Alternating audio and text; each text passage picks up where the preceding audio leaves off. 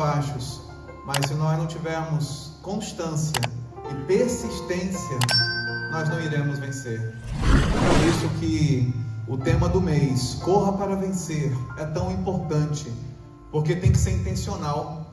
Nós não podemos sair correndo sem direção, sem propósito, sem algo em mente do que nós queremos alcançar, mas a intencionalidade é o que nos vai fazer chegar a algum lugar. E o subtema desse domingo, para vencer é necessário persistência. Sem persistência, como já foi dito, nós não alcançamos nada. Sem persistência, a nossa musculatura espiritual não cresce. Sem persistência, as curas da alma não são resolvidas. Sem persistência, as questões físicas não são resolvidas. Sem persistência, hoje em dia, a gente não consegue mais nada, porque a gente está vivendo dias em que há muita gente teimosa, muita gente obstinada, muita gente que tem o prazer de prejudicar o outro, e às vezes você vai pedir ajuda e aquela pessoa se torna um obstáculo à sua resposta. E isso está acontecendo em departamentos públicos, privados, em todas as áreas, em que você vê que poderia ser despachado de uma forma mais rápida, mas não é, porque tem gente que faz por birra para deixar o outro em uma situação difícil. E às vezes entender que a persistência é algo que nós temos que intencionalmente buscar e manter, isso faz parte da vontade do Senhor. Por isso eu gostaria que você abrisse a sua Bíblia em 1 Coríntios capítulo 9, dos versos 23 ao 27, para nós lermos.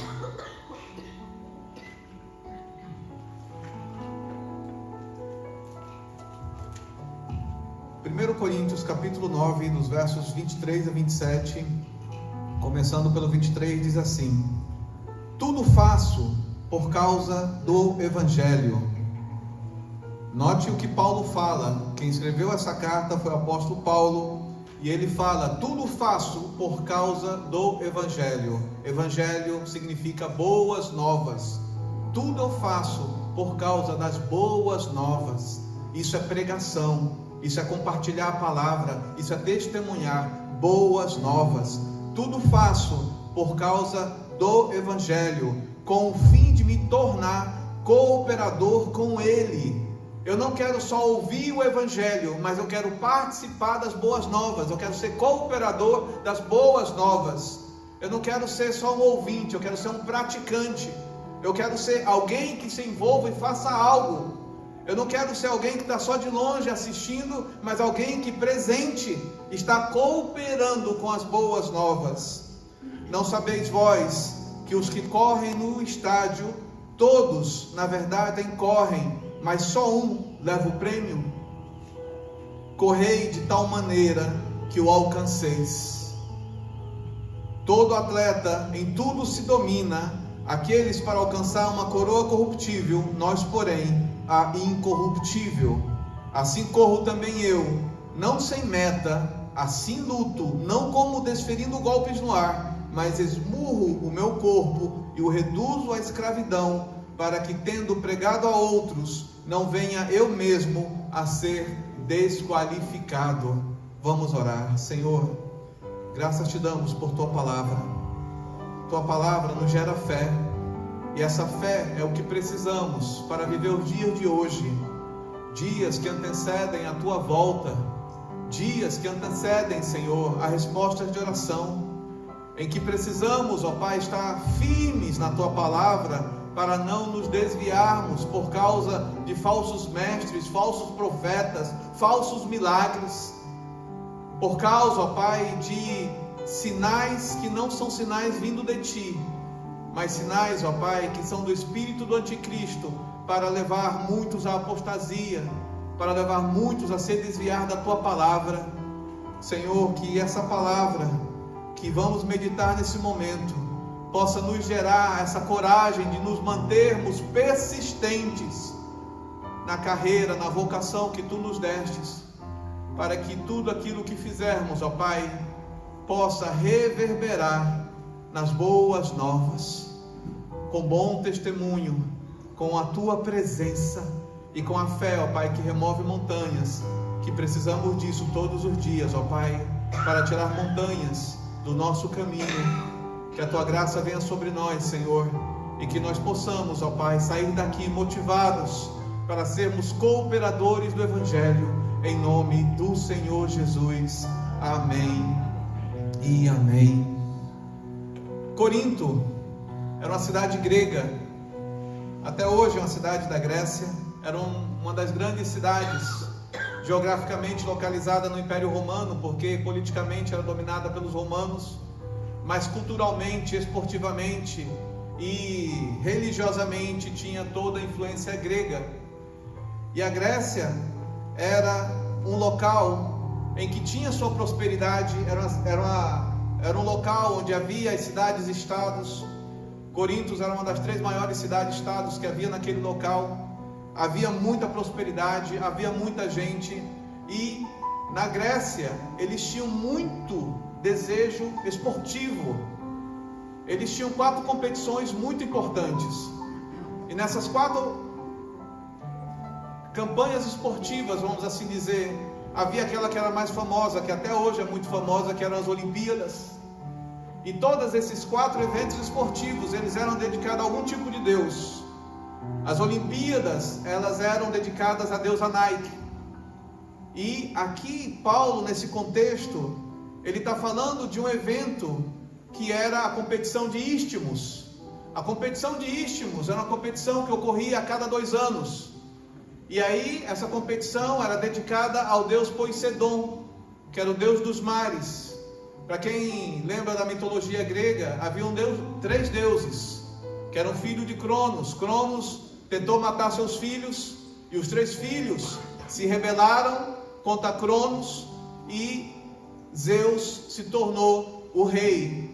E os outros deuses, um deles irmão de Zeus, Poseidon, era um dos deuses mais adorados naquele tempo.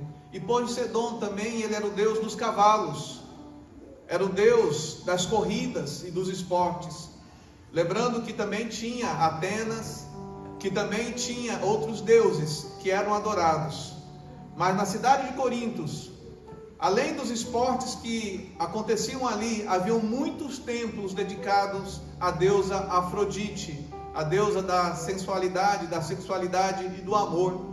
Então, todo esporte grego havia muita imoralidade sexual. Havia muito problema nos relacionamentos, havia muito problema nas confianças dos casais, porque quem ia para esses jogos muitas vezes saía divorciado, saía com o casamento corrompido e saía com a permissividade pagã que antes não tinha. Agora você imagina que num local como esse, em que havia prosperidade, havia cultura, havia esportes, o Evangelho chegou até lá. Paulo começou a pregar o Evangelho em Corintos, para que aquele povo pudesse entender que toda aquela lógica grega da matéria, que a matéria era má, mas essa matéria má, ela podia te levar à perfeição, e te levando à perfeição, você se alinhava com um dos deuses do panteão grego, e adorando algum dos deuses, você encontraria paz. E aí, o que gerava nas pessoas? Inconstância. Porque hoje eu estou adorando a Zeus, estou rezando para Zeus, estou orando para Zeus e não fui atendido. Zeus está muito ocupado, deixa eu começar a orar para o Poseidon. Aí começava a orar para o Poseidon. Poseidon deve estar muito ocupado também, deixa eu então agora orar por Atenas, rezar por Afrodite, rezar por Apolo. E aí eles ficavam pulando de tempos em tempos para adorar deuses diferentes, nesse politeísmo que havia ali. E o que gera isso nas pessoas? Gera inconstância, gera uma insegurança na fé, gera uma incerteza em relação ao que está sendo adorado, ao que vai acontecer, e você está tendo agora um panteão de muitos deuses, muitas estátuas, muitos ídolos na sua casa, e nenhum responde, e você fica na dúvida: será que está faltando algum Deus? Então, quando Paulo começou a pregar ali, a pregar Jesus, as boas novas, e a pregar o Errad é o Deus único, Só há um Deus, não há muitos deuses. Nós adoramos ao único Deus, e esse Deus é o Deus dos deuses. Você vai ver isso, Paulo pregando lá no Areópago, em Atenas, que se fala lá em Atos. E ali no livro de Atos, você vai ver que ele está debatendo com eles, para dizer, não, nós adoramos o único Deus, porque nós acreditamos na constância, que esse único Deus é responsável por tudo. Ele é responsável por cada detalhe das nossas vidas. Se eu estou frustrado com Deus, eu não preciso correr para outro Deus. Eu continuo nesse Deus, porque na intimidade com Ele, eu vou entendendo como Ele age, e entendendo como Ele age, eu aprendo a obedecê-lo. E assim Paulo foi ensinando aos coríntios a palavra de Deus. E houve uma revolução naquele lugar. Muitos começaram a se converter. Muitos começaram a dizer, eu quero esse Deus de Paulo. Eu quero esse Deus que faz a diferença. Eu quero esse Deus que realmente é algo que é inovação, sabe, na nossa religião, porque agora eu não preciso ficar pulando de altar em altar. Eu posso ser constante, eu posso me firmar, eu posso me focar, e eu posso persistir em buscar nesse Deus a resposta que eu preciso. E olha que coisa interessante. Quando uma pessoa de Corinto, ela aceitava Jesus como Senhor e Salvador de sua vida, era algo tão transformador, que ela desejava tanto isso, mas desejava tanto, que os dons começavam a se manifestar ali naquela igreja. De todas as igrejas do Novo Testamento, a igreja que tinha mais manifestação de dons era a igreja de Corinto. De todas as igrejas que haviam ali na Ásia Menor, a igreja que tinha mais experiência com Deus era a igreja de Corinto. Porém, é aquela coisa, existem dois tipos de experiências com Deus que nós podemos ter. Nós podemos ter aquela experiência com Deus tipo Saul, em que Saul se encontrou com profetas e começou a profetizar, mas foi somente num dia e depois nunca mais profetizou. Ou podemos ter persistência e continuar perseguindo e buscando ao Senhor, como diz lá em Oséias 6,3, conheçamos e prossigamos em conhecer ao Senhor. Ou seja, é algo constante. Mas muitas vezes a constância é um grande desafio nas nossas vidas, porque essa década em que nós estamos vivendo é chamada de década da inconstância. A década de 80 foi chamada da década da indiferença, porque as pessoas, por causa da tecnologia, estavam cada vez mais ficando indiferentes umas para com as outras. É tanto que no início da década de 80, vocês vão lembrar de um filme que foi muito famoso naquela década, que era Blade Runner, o caçador de androides, em que Ridley Scott, o diretor, ele disse assim, esse filme marca a década de 80 como a década da indiferença, em que as pessoas vão chegar a um ponto em que vão ser mais insensíveis do que a máquina. E no filme, para quem lembra daquela primeira versão de Blade Runner, vai lembrar que em determinado momento o androide, ele tem mais compaixão do que o ser humano.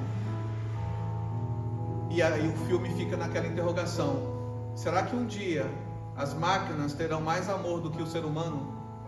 E assim, essa pergunta é até ilógica, porque não faz sentido. Porque nós estamos falando de máquina, programação. Nós estamos falando de algo programado, de algo que não é natural, de algo que alguém colocou lá dentro. E essa década de hoje, ela é chamada de década da inconstância. Porque as pessoas estão fluindo para vários caminhos, para várias ideologias, para várias percepções. E o cenário está cada vez mais preparado para que a manifestação do Espírito do Anticristo possa gerar o Anticristo.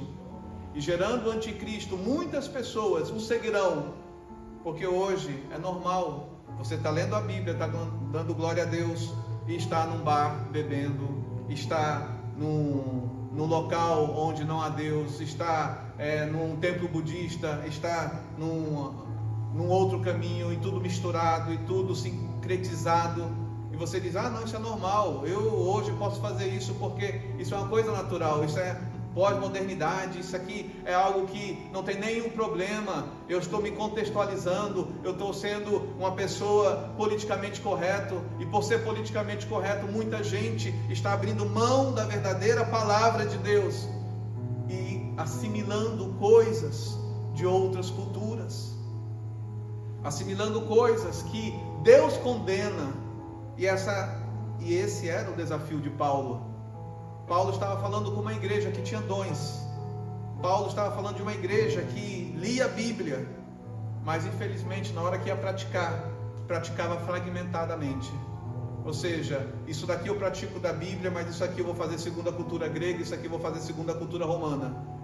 E nesse sincretismo havia muitos problemas de moralidade dentro da igreja, havia muitos problemas de dissensão, discussão, de brigas, confusão dentro da igreja, porque um se metia na vida do outro, porque um dizia: olha, eu profetizo, você só fala em línguas, eu sou melhor do que você porque eu profetizo.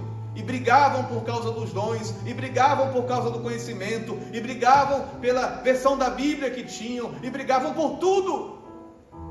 E Paulo, ele pega essa situação e ele diz: olha, vocês não estão entendendo nada.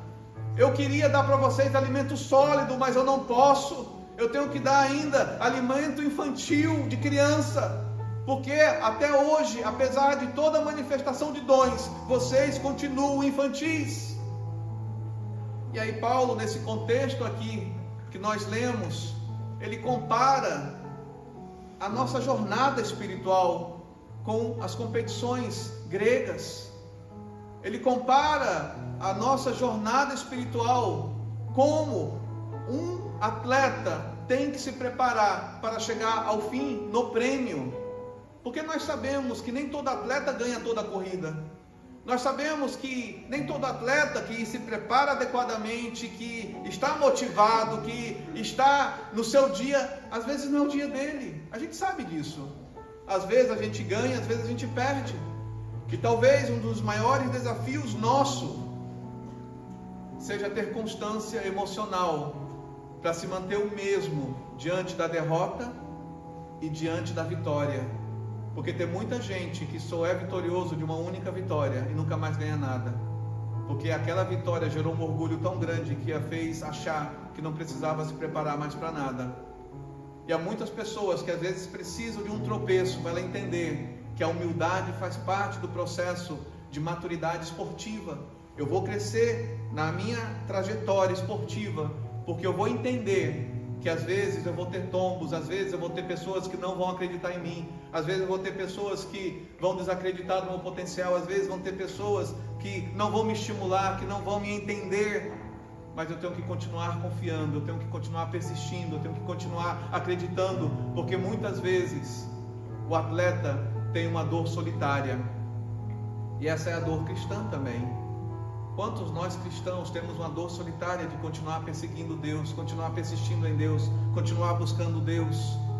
Porque cada um sabe o momento da sua oração, cada um sabe o momento do seu devocional, cada um sabe aquele momento em que você está sozinho, e naquele momento você está despido, e você está dizendo para Deus: Deus, eu preciso de Ti, porque está difícil. Eu estou tentando, eu estou lutando, eu estou me preparando, eu estou investindo, eu estou correndo, mas parece que essa jornada, ela não tem fim. Parece que quanto mais eu luto, quanto mais eu persisto, mais difícil fica. E todo atleta, ele era treinado para ter uma disposição mental aprovável. E o que é uma disposição mental aprovável? É entender que quando você chega no estágio de maturidade, você descobre limitações em você. E quando você descobre limitações em você, você tem uma escolha a fazer. Eu venço essa limitação, eu deixo de lado, ou eu ignoro totalmente. Por isso que muitas pessoas de sucesso estagnam, param, porque elas acham que já fizeram o que tinham que fazer, que o mundo não precisa mais de nada. E aí é onde a gente vê o que Paulo fala aqui: tudo faço por causa do Evangelho, tudo eu faço por causa das boas novas. Eu me esforço, eu luto por causa da pregação da palavra de Jesus, porque essa palavra, ela renova mentes. Por isso que ele fala em Romanos: transformai-vos pela renovação das vossas mentes, para que podeis experimentar qual seja a boa, perfeita e agradável vontade de Deus. Mas para você experimentar a vontade de Deus, você tem que mudar a mente primeiro. Às vezes a gente quer ter a vontade de Deus cumprida em nossas vidas, mas com a mesma mente, com as mesmas mazelas, com as mesmas corrupções, com as mesmas assimilações da terra. E a gente acha que Deus não vai se importar. Deus não se importa. Deus se importa. Deus se importa muito. Há 2 lugares que eu visitei, nesses lugares em que eu já viajei, em que Deus não me deixou entrar. Um foi em Recife. Eu estava... Porque aqui no Brasil nós temos a primeira sinagoga das Américas, que fica em Recife. E lá em Recife você vai e visita aquela primeira sinagoga, que foram os judeus marranos que fugiram de Portugal e Espanha e vieram para cá e aqui abriram a sinagoga. E lá perto existe uma cadeia, existe uma prisão. E aí você faz um tour para visitar essa prisão. E havia uma cela em que de longe eu olhei e já senti algo estranho naquela cela. Eu disse, o que tem naquela cela? Eu vou chegar até lá. E assim, o Espírito Santo me falou claramente, eu não quero que você vá lá, volte agora. Nós podemos ser do tipo de pessoa obstinada, teimosa. Não, por que eu não vou? Eu não tenho medo de espírito, eu não tenho medo de fantasma, não tenho medo de nada. Eu vou lá. E o Espírito Santo está dizendo, não faça isso, não vá lá. Eu virei e mudei de caminho e não fui lá. Mas isso é tão pequeno, pastor, isso é tão bobo. Esse é o ponto da mudança de mente. Obedecer a Deus é nos detalhes. Obedecer a Deus é quando o Espírito Santo fala ao nosso coração e diz, não faça isso, não vá por esse caminho, não siga esse propósito, não siga essa intencionalidade, mude esse comportamento, porque isso é contra a minha vontade para a tua vida.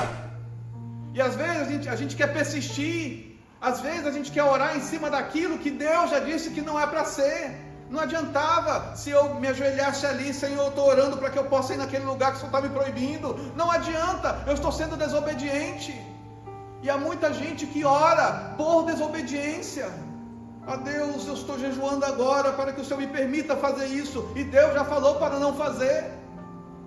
E isso, você vê que é um comportamento meio que atlético. Você tem que se disciplinar, você tem que se exercitar, você tem que lutar, você tem que, dizer não para si mesmo. Porque não é tão simples assim você dizer não para si mesmo. Não é tão simples assim você dizer não para as suas vaidades, as nossas vaidades, os nossos orgulhos, as nossas certezas. E a pior coisa que tem é uma pessoa certa. Porque aquela pessoa que se acha certa, ela acha que aquela certitude, que aquele comportamento perdurará para sempre. E o tempo muda, as coisas mudam, e aquilo que foi certo ontem pode hoje precisar de uma adaptação. Não totalmente certo, porque as coisas mudaram. Por isso que lá em Eclesiastes diz, não sejais demasiadamente sábios, porque você vai prejudicar a tua vida. Olha que a própria palavra do Senhor diz, não sejais demasiadamente sábios, porque a mudança na mente, a mudança de comportamento, ela gera uma visão geral, uma cosmovisão de tudo, porque uma coisa afeta a outra coisa. E se aquilo que eu penso está destruindo a vida do outro, levando o outro a pecar, então não é de Deus. Mas vivemos numa geração tão indiferente, em que as pessoas dizem assim, não importa se o que eu estou fazendo o outro está interpretando errado e o outro está pecando, não me importa, cada um no seu quadrado, eu estou fazendo o meu culto, eu estou buscando a Deus. Se aquilo que eu estou fazendo o outro está interpretando errado, que o outro interprete, ele que se vire com Deus. Por isso que Paulo fala em Coríntios, o que adianta vocês falarem a língua dos anjos e dos homens, se vocês não têm amor? 1 Coríntios 13, o que adianta vocês terem dons? O que adianta vocês fazerem tantas coisas, mas vocês não terem amor? Porque o nosso Deus que servimos e pregamos é amor. E todo aquele que ama é nascido de Deus e conhece a Deus. Então, uma pessoa que é indiferente, ela não ama. E se ela não ama, ela não se importa com o Evangelho, as boas novas naquela vida. E se ela não se importa, ela não se importa com a vontade de Deus. E a palavra do Senhor diz que a vontade de Deus é que todos sejam salvos.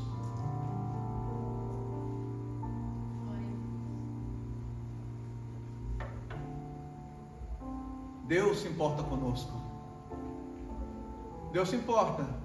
com aquela moça embriagada que está naquele prédio ali. Deus se importa com as pessoas que passam aqui na frente e dizem: poxa, tem uma igreja, eu vou lá no domingo. E aí o diabo coloca todos os percalços para ela não poder vir. Quantas pessoas se esquecem da parábola do semeador, que o semeador, ele sai a semear, e a semente é a palavra do reino, como Jesus explica isso. E aí quando ele sai, a primeira semente é aquela que cai no meio do caminho. É a situação que eu imagino de pessoas passando aqui na frente, vendo a placa, Igreja Batista do Povo, vendo o horário do culto e dizendo: eu vou lá, eu vou me preparar para estar lá, eu vou me preparar para buscar a Deus, e não vem. E a gente esquece da parábola do semeador, que diz que aquela palavra, aquela semente que caiu no meio do caminho, o próprio Satanás, Jesus fala isso, o próprio Satanás, ele vai lá e arrebata aquela semente. Se isso não fosse importante, não iria o próprio diabo. Ele mandava algum dos seus demônios. Eu não preciso mandar o chefão, se um demônio pode ir lá resolver. Mas o próprio chefão, o próprio Satanás vai lá na semente que caiu no meio do caminho.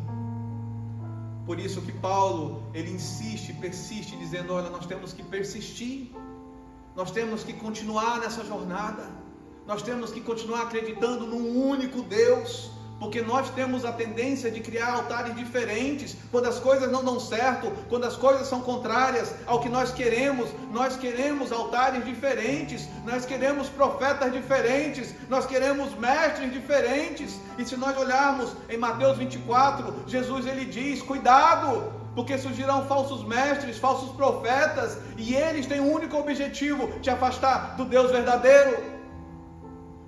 Aí você vai ter um sincretismo religioso na tua cabeça. Eu posso servir a Deus fazendo isso, fazendo aquilo lá. Não importa se isso vai gerar mau testemunho ou não, porque isso é algo que o outro é que se vire com Deus, porque na minha consciência eu estou bem com Deus. E essa era a realidade que Paulo vivia aqui na igreja de Corinto.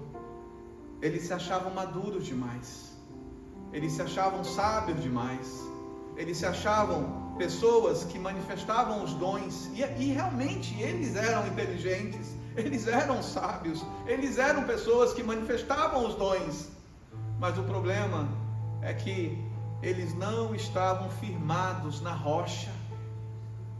E firmar na rocha é você diariamente meditar na palavra de Deus. Por isso eu falo muito: leia a Bíblia todos os dias, porque a Bíblia é a rocha sólida pela qual a gente não vai duvidar de Deus, não vai ficar inseguro se a resposta vem agora ou não vem agora. A gente vai continuar em paz, a gente vai continuar firme, crendo que Deus é fiel, porque tem muita gente que é tão competidor, que se mantém no erro só por causa da competição.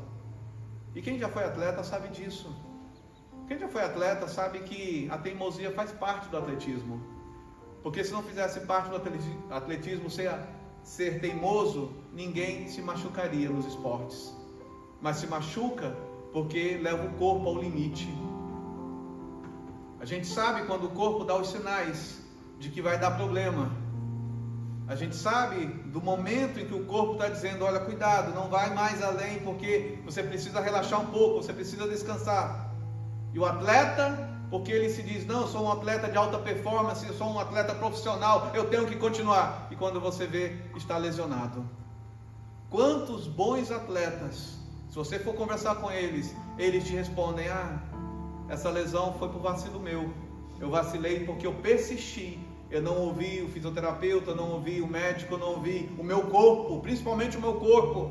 E às vezes o nosso corpo está dizendo: descansa. Não, mas eu tenho que lutar, eu tenho que me exercitar. Ou às vezes a gente vai dizer: não, todo mundo está dizendo que eu não sou capaz. Eu já falei para vocês que um dos atletas que eu mais admiro é o Usain Bolt, o jamaicano. Porque o Usain Bolt era improvável correr os 100 metros. O Usain Bolt era improvável correr os 200 metros. Mas ele corria. E todos os analistas, e todos os especialistas, e todos aqueles que estavam analisando o Usain Bolt diziam: uma pessoa que tem um início ruim não pode terminar bem. Essa era a frase que o Usain Bolt mais ouvia. Porque o Usain Bolt, ele tinha um começo ruim, ele não tinha uma arrancada boa, ele não tinha aquele sprint bom, e porque ele não tinha isso, todo mundo duvidava dele. Mas o Usain Bolt provou que não importava a altura, não importava o início dele, ele conseguiria chegar no fim da corrida em primeiro lugar, porque ele conhecia o seu próprio corpo e o seu potencial de realizar aquela prova. Será que nós nos conhecemos ao ponto de dizer, eu conheço o meu corpo quando está com Deus e quando não está com Deus? Será que nós podemos dizer, eu conheço o meu corpo quando eu estou resistindo a Deus, quando eu estou desobedecendo a Deus, ou quando eu estou obedecendo a Deus, ou quando eu não estou resistindo a Deus? Será que nós nos conhecemos ao ponto de dizer, olha, eu me conheço a tal ponto que eu sei que eu estou pisando nesse lugar, e esse lugar realmente é um lugar que Deus não me permite dar um passo a mais. Eu falei que foram 2 lugares, um foi lá em Recife, o outro foi lá numa das catatumbas de Roma. Estávamos lá numa das catatumbas vendo ali os ossos, e havia um outro lugar. Tínhamos saído do Vaticano, tinha olhado ali o túmulo dos papas, e aí nós estávamos olhando aquela portinha em que tinha uma série de catatumbas ali, e Deus disse, eu não quero que você entre ali. E não entrei. Sabe, às vezes a gente diz, não, mas é bobagem, é por causa daquilo que a gente acha racionalmente que é bobagem, que muitos de nós estamos nos corrompendo. E Paulo, quando ele traz aqui essa questão, no versículo 24, não sabeis vós, que os que correm no estádio, todos na verdade correm, mas só um leva o prêmio? Às vezes será o nosso dia, às vezes não será o nosso dia. Mas como será o nosso humor se for aquele dia mau, como Jesus fala, cuidado com o dia mau, porque o dia mau ele pode vir para todos, ele vem para todos. Hoje pode ser o dia mau da minha vida. E será que nesse dia mau eu vou continuar crendo no Evangelho, eu vou continuar crendo nas boas novas, eu vou continuar dando bom testemunho, eu vou continuar dizendo, Senhor, eu creio em Ti, no momento de alegria e de tristeza? Ou eu vou desanimar, eu vou dizer, não é assim. A igreja de Corintos talvez seja a igreja ideal para todo mundo. Olha, a igreja do reteté, a igreja que está o fogo caindo, todo mundo tem dons, todo mundo manifesta dons, mas era a igreja que tinha mais crise espiritual, porque eles eram inconstantes. Dom não representa tua intimidade com Deus, porque os dons são irrevogáveis, a Bíblia diz. Uma vez que Deus nos deu um dom, Ele não tira mais. Por isso há muito falso mestre, muito falso profeta, usando os dons que Deus deu, os talentos que Deus deu, para fazer coisas erradas. E é onde nós temos que ter discernimento. Se nós não tivermos discernimento, nós iremos ser iludidos, sabe, por milagres, iludidos por sinais. Se sinais salvassem, o povo de Israel seria o povo mais cheio de fé de todos os povos. Mas eles não têm essa fé. Porque eles não têm essa fé, porque a Bíblia diz que a fé vem pelo ouvir, e ouvir a palavra de Deus, olhando para Jesus, autor e consumador da fé. Ou seja, não há como nós termos fé, se nós não tivermos uma dedicação diária na presença de Deus, buscando ao Senhor e dizendo, Senhor, eu preciso de Ti. Senhor, eu sou carne, e essa carne, ela precisa de coisas que, muitas dessas coisas não te agradam. Muitas dessas coisas, Senhor, são contra a Tua vontade. Muitas dessas coisas, Senhor, são rebeldia ao Senhor. E eu quero obedecer ao Senhor. Me ajuda a vencer. E é nessa persistência, nessa constância, que a gente vai tendo maturidade de dizer não ao inimigo, dizer não às concupiscências. O que é uma concupiscência? É um desejo incontrolável. Sabe o que é um desejo incontrolável? É aquele desejo que você quer e porque quer, e ninguém vai tirar de você o desejo de realizar aquilo lá, porque você quer aquilo.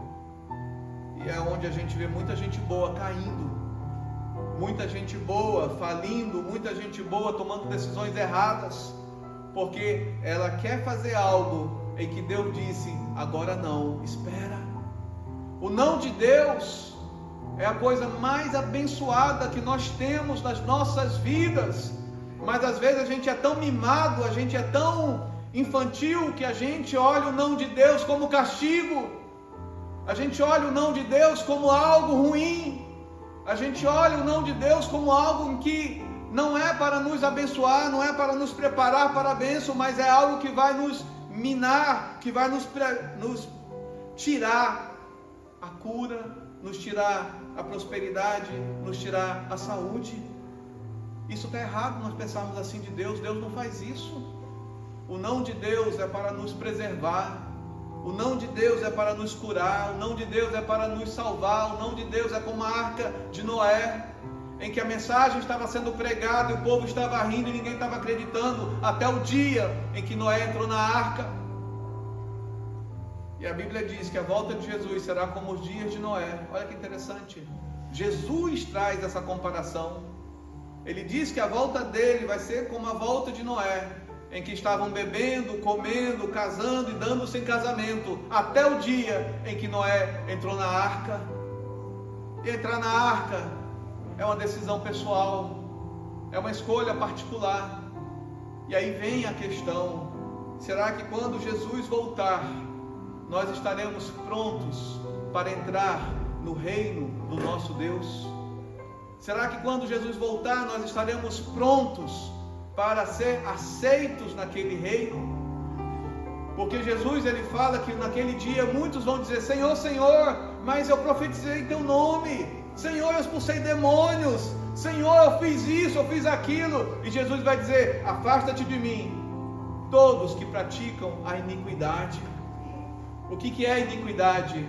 É você pegar o profano e transformar em santo e tratar como se fosse algo obediente ao Senhor, sendo que Deus já tinha te orientado que aquilo não era a vontade dele. Quem fez isso? Saul. Saul sabia que ele não podia fazer sacrifícios. Saul sabia que ele tinha que esperar o profeta. Mesmo assim, Saul disse: eu vou sacrificar, porque quem é Deus que não vai aceitar um sacrifício? Olha a banalidade que ele achava de Deus. Ah não, eu apazigo Deus fazendo um sacrifício, eu faço uma oferenda, eu faço uma oferta. Ah, eu faço isso para Deus, eu faço um jejum e Deus se resolve comigo. Ah, eu leio a Bíblia um pouquinho e Deus já vai estar de boa comigo. Ah, eu vou para um culto e Deus já está de boa comigo, porque eu fui para um culto. Essa banalidade espiritual foi o que Saul fez. Foi lá e sacrificou. E chegou o profeta e o profeta disse: por que você fez isso? Você perdeu tudo. Ele não perdeu só o reino, ele perdeu tudo. E às vezes a gente não entende o que Paulo está falando aqui. Todos na verdade incorrem, mas um só leva o prêmio. Ele não está falando isso no sentido de nós estarmos competindo uns com os outros pela salvação, porque a salvação é individual. Ele está falando entre você e você mesmo pensar na sua salvação. Você está amadurecendo o caminho da tua salvação? Você está amadurecendo o caminho da tua maturidade espiritual?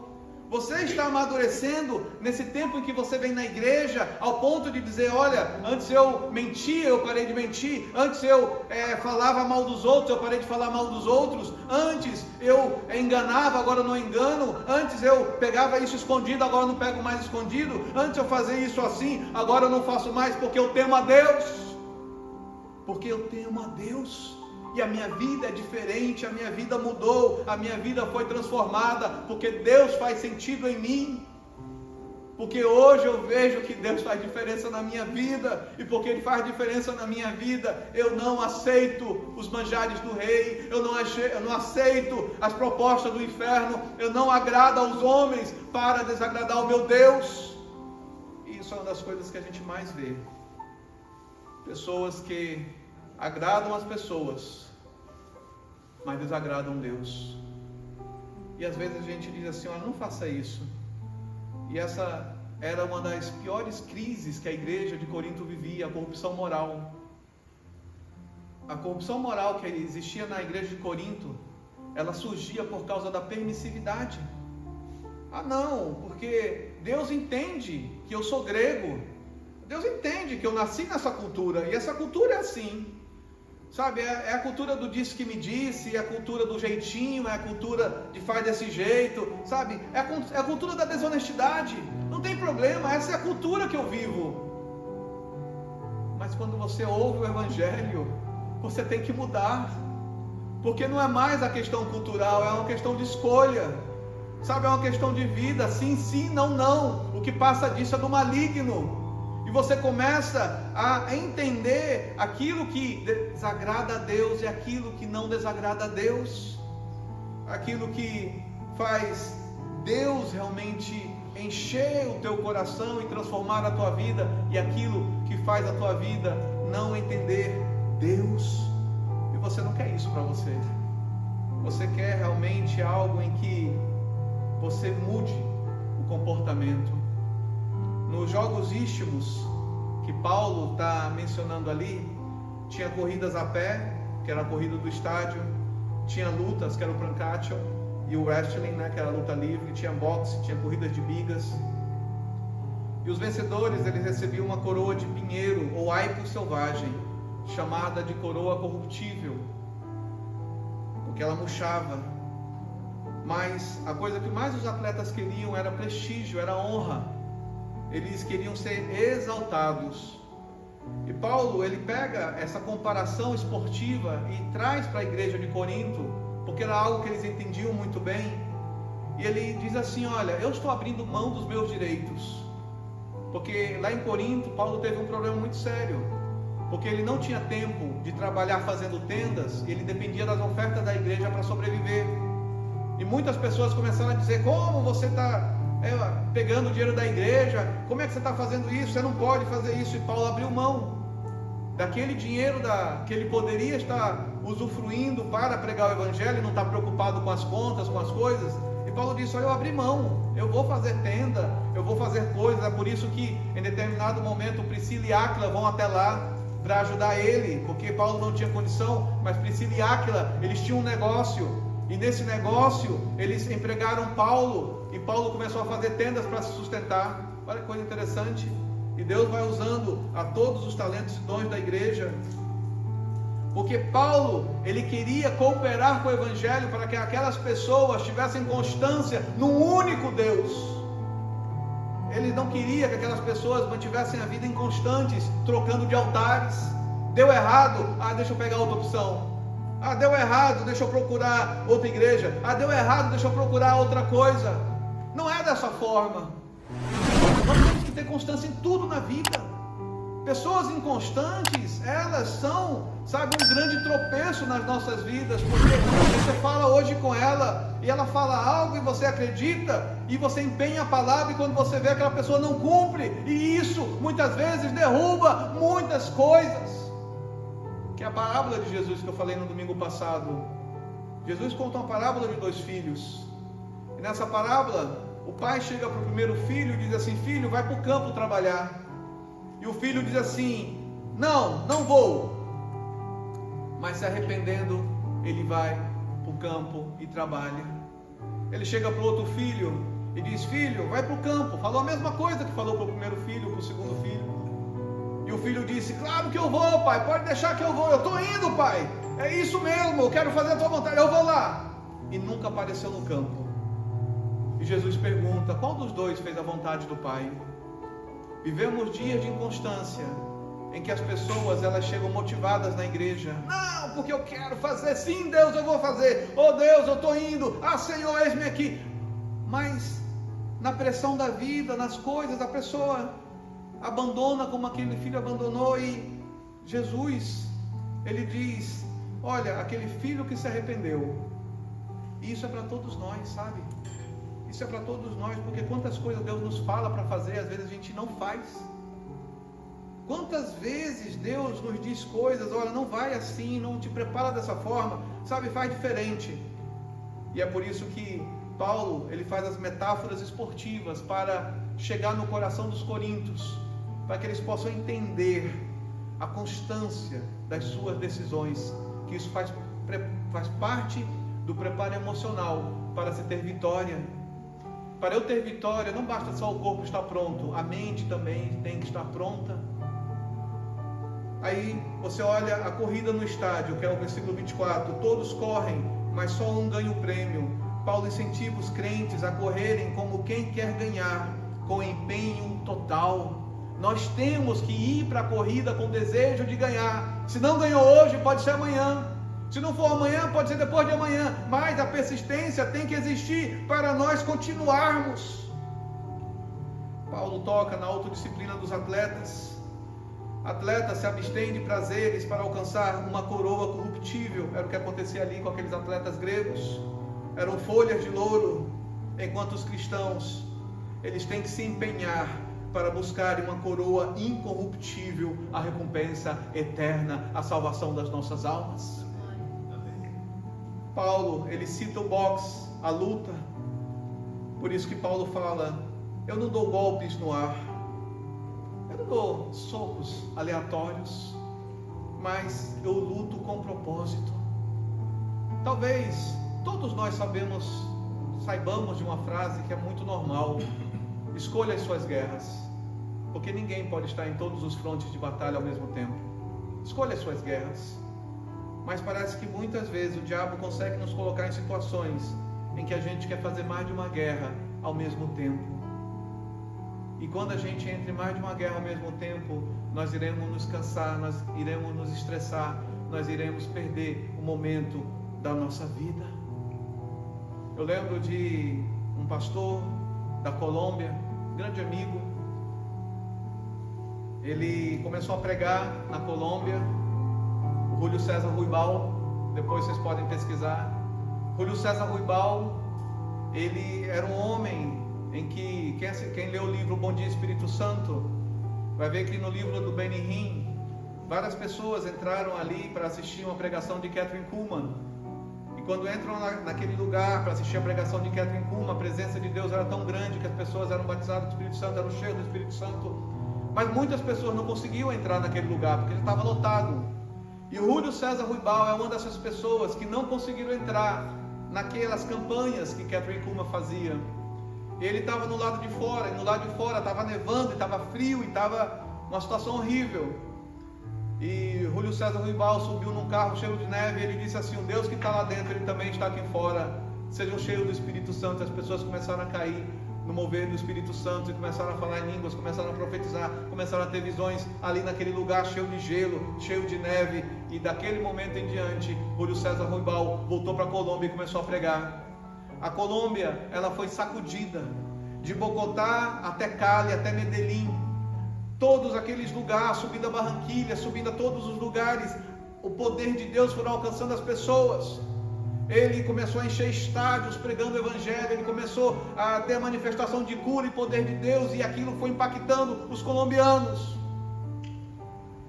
E naquela época havia um grande problema social na Colômbia. Dois cartéis estavam brigando, o cartel de Cali e o cartel de Medellín. E Júlio César Ruibal, ele começou a dizer: eu vou acabar com o cartel de Medellín e de Cali, eu vou fechar os dois.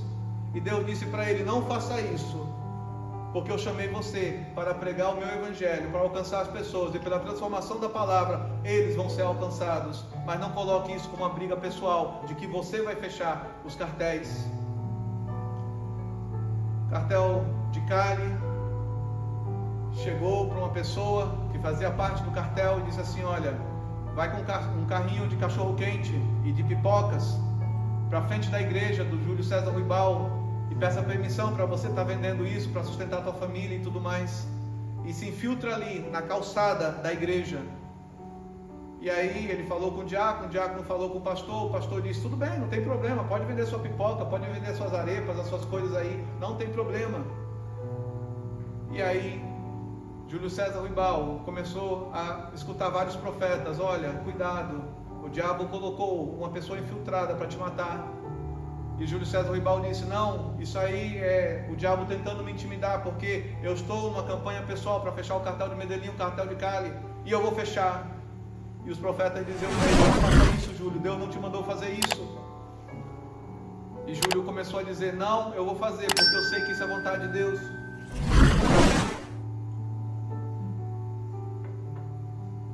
Nesse tema, Júlio César Ruibal não ouvia conselho de ninguém.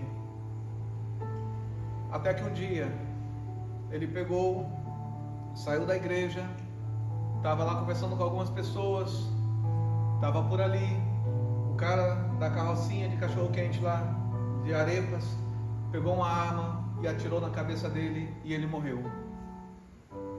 Quando a esposa dele nos ligou naquela época e mandou as fotos dele, e a gente viu ele caído na sarjeta e o sangue escorrendo, uma cena horrível, a gente disse: poxa, como a gente às vezes é tão teimoso.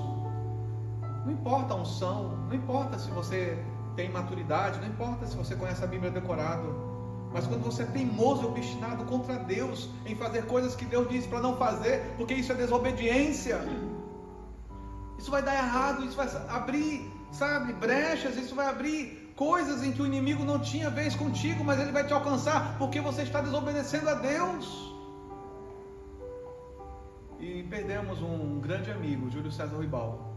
Se você entra na internet hoje, as grandes coisas que falam sobre ele, e assim, eu olho para a vida dele e eu digo: Senhor, que o Senhor me guarde, e guarde todas as pessoas com quem eu convivo, sabe, de ter esse momento de obstinação, de achar porque tem dons, de achar porque tem a palavra, de achar porque tem conhecimento, que não precisa mais ouvir Deus em todas as coisas. Provérbios 3:6, eu sempre falo ele aqui e vou continuar sempre falando, porque para mim esse versículo é muito forte. Reconhece o Senhor em todos os seus caminhos, todos os seus caminhos, e Ele endireitará as suas veredas. Até em sociedade, até em situações em que você precisa de outras pessoas, Ele vai endireitar os teus caminhos. Por isso que quando eu penso em 2 Crônicas 14:7, que um dia na célula a Márcia trouxe, ou na oração, em que enquanto há paz na cidade, levante os muros, coloquem ferrolhos, se preparem, porque ainda há paz na cidade.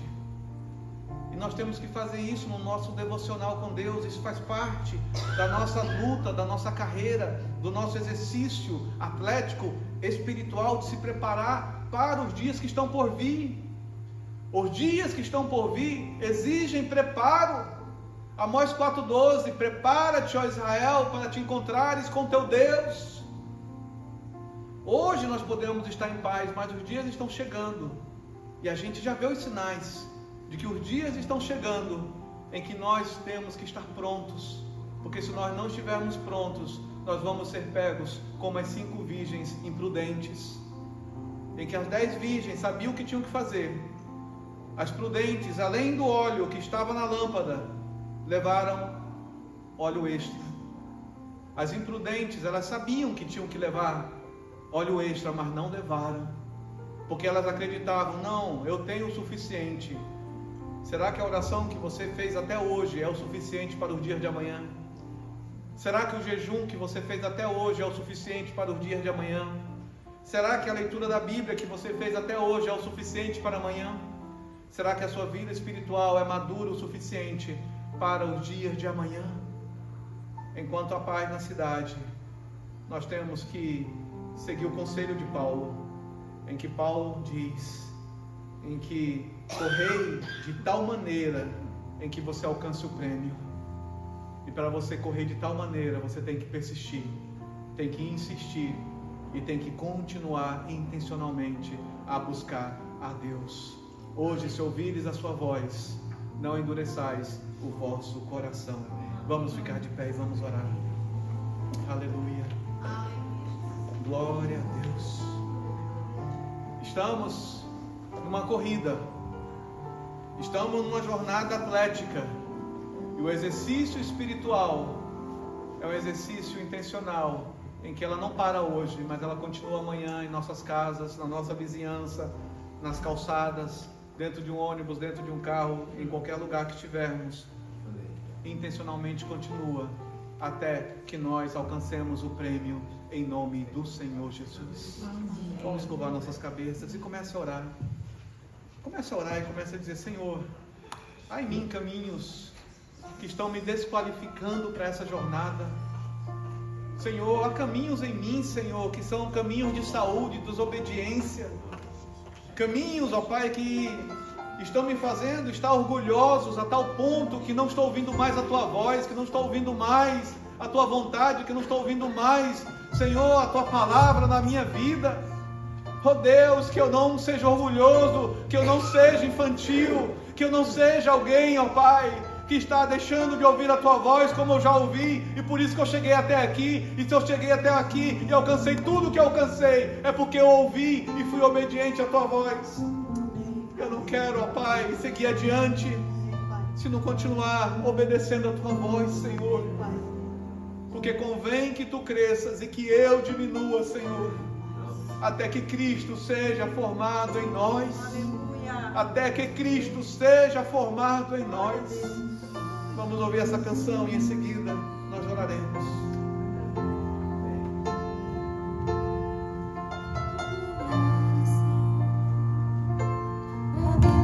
Somos uma igreja acolhedora, formada por discípulos de Jesus que anseiam compartilhar seu amor e tornar o seu nome conhecido em todos os lugares. Acolhemos todas as gerações e idades porque entendemos a importância da família e as necessidades de cada fase da vida. Para isso, nossos ministérios, que por meio da graça de Deus, procuram responder os desafios estabelecidos em nosso tempo. Encorajamos a comunhão e a vida comunitária em nossos pequenos grupos. Nos encontramos semanalmente nas casas e em outros lugares para orarmos, nos conhecermos e servirmos uns aos outros por meio das nossas células. Crescemos quando nos relacionamos como comunidade, pois cremos que assim como o ferro afia o ferro, um amigo afia o outro. Somos apaixonados pelas Escrituras e a recebemos por inteiro, como sendo totalmente a palavra de Deus, e crendo que nela encontramos todas as respostas para todas as circunstâncias das nossas vidas. Abraçamos a grande comissão e queremos a cada dia aperfeiçoar a nossa obediência ao nosso Salvador. Proclamamos o amor de Deus pelo poder do Espírito Santo, com palavras e obras, e temos visto a manifestação do seu poder nos presídios, abrigos, visitas aos enfermos, escolas e nas ruas da nossa cidade. Levamos o Evangelho às crianças, autoridades militares, refugiados, imigrantes, ricos, pobres, todos aqueles que estão de perto e de longe. Amamos missões. Com generosidade das contribuições da nossa comunidade, manifesta pela obediência a Cristo, enviamos missionários e plantamos igrejas em São Paulo, no interior do estado, no sertão, em todas as partes do mundo. Queremos ser sal e luz onde estamos, em todos os lugares e até os confins da terra. Acolhemos as vocações, dons e talentos dados por Deus. O Senhor da Seara chama a cada um de nós para o serviço e por isso encorajamos toda a nossa igreja a servir uns aos outros e também aqueles que ainda não conhecem ao Senhor e precisam da salvação e a transformação que somente Cristo pode dar.